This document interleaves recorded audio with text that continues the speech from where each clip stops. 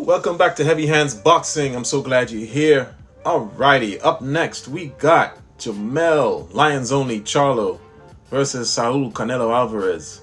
Undisputed versus undisputed. Although it's only the super middleweight titles that'll be up for grabs in this fight, still this is a major fight of note. We haven't had undisputed versus undisputed since I can't remember when. Maybe in the two-belt era. Alrighty, for this fight, we're looking at Charlo moving up in weight. Let's talk about advantages, disadvantages, and be real, really realistic about this. We got Charlo coming up in weight. Funny enough, he's doing the same thing that Canelo did when he jumped up to fight Kovalev. But in this case, Canelo isn't a half-dead fighter who's been knocked out a few times and on his way out. Canelo is very much on top of his game, and some say he's slipping. He did look so in the past. He claimed it was due to injuries. We'll see. Charlo, however, is coming up from 154. So did Canelo. Charlo is tall. Charlo says he fights all his fights at 168. That gave a lot of people hope to say, hey, maybe he can pull this off. Maybe he can match, if not be the bigger guy, but then match Canelo in terms of weightiness, sturdiness in the ring. And I don't think that's going to be the case. Canelo has had a good long time to be settled at the weight. You look at Canelo's build, he's a blocky guy. He's always been that way since he was little. Even Austin Trout attested to this. Look at his bones, his wrist. Look at his torso, his head, his neck. He's built to be heavier and was clearly sucking down even when he was younger to make the lighter weights. Charlo himself is sucking down, but again, time at the weight is very important. Charlo's gonna feel that weight a little bit, especially in the later rounds, and maybe in some of his reflexes and stamina a little bit. It would be good if he did not fall for the trap of putting on a lot of weight. We already saw this with Joe Joyce. I've talked about this before. This old school mentality of putting on the weight, it's a failed tactic, period. He just needs to come in there at his natural weight. Maybe he'll come in around 160. If he fights at 168, come in at 168. Come in at your normal weight. Weigh in 165. Be yourself and keep it that way. Tactic-wise, in the ring, is Charlo gonna knock Canelo out? That's a low percentage, hopeful shot. Can he sting Canelo? Probably. Canelo is a man that doesn't get hit a lot. Doesn't get hit, even to the body, doesn't get hit a lot. To say that Jermell's gonna catch Canelo, are we assuming that he's on a level of a Golovkin in terms of skills? Now he has a different set of skills, but does he have skills to catch Canelo like that? You've never seen Canelo get touched up as much as he did against Golovkin since Mayweather. Never. He covers up well, he marches forward, he moves, he's got that classic head swivel that he does. Very reflexive guy. He can read your movements well. This is not going to be an easy guy to hit, especially load up on.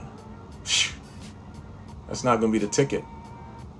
Charlo probably just needs to stay on the outside, use a jab, change levels, use different jabs on this man. If you use a jab on Canelo, time his footwork for when he scoots forward and puts his feet together.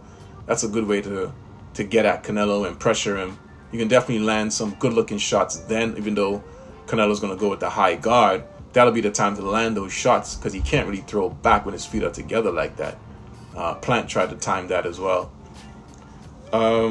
Outside of that, Jermell has to dance and get this thing into the later rounds. Keep Canelo busy on defense and look good, trying to tally up rounds.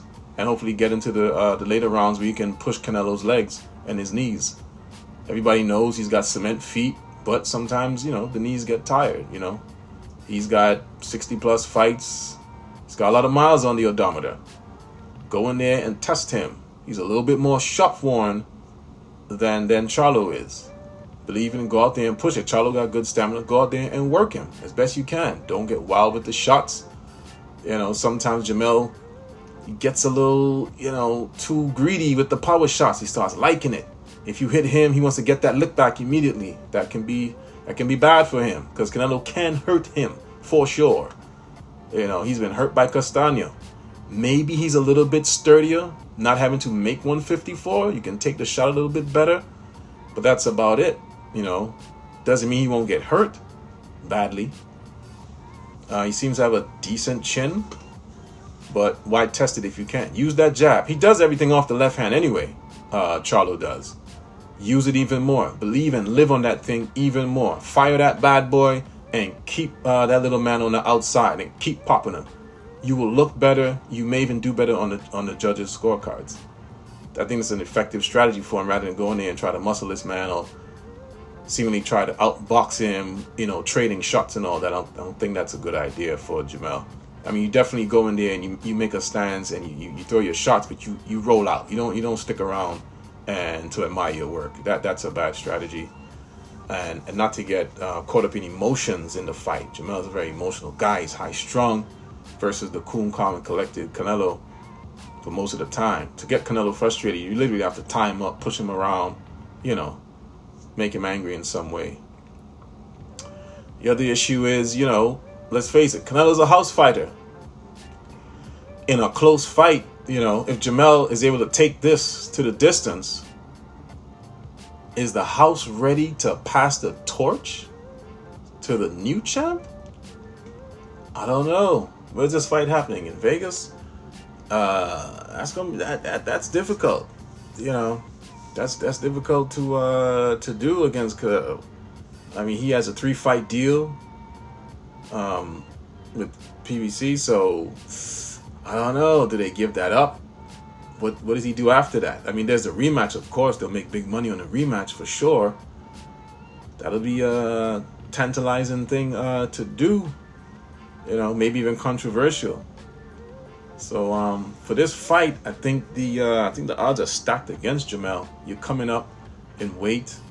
Although if he doesn't come up too much, he should be okay moving around stamina-wise. But you're gonna feel it. And he himself admitted that you feel it a little bit. Okay. This is a big moment. When he fought Castaño, that was a big moment. But Castaño wasn't a big-name fighter.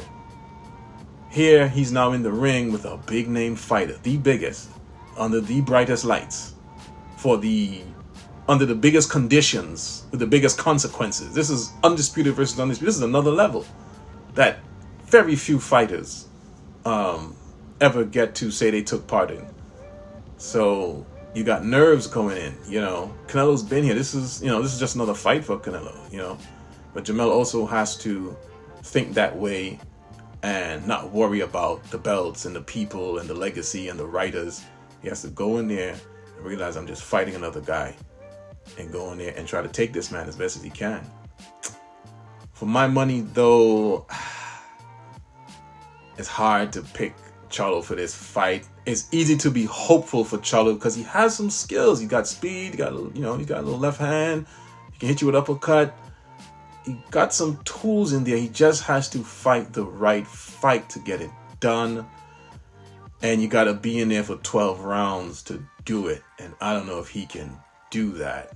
And a guy like Canelo who knows how to get things done, who knows the setup, who defends himself in different ways, high guard, slip, move, throws hard feints, is punching hard on you. He's not playing around. He's stalking you. That's a lot of mental pressure, especially if you can't find a way to keep him off of you.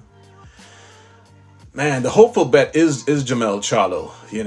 A little bit of youth and hunger. He wants this, of course.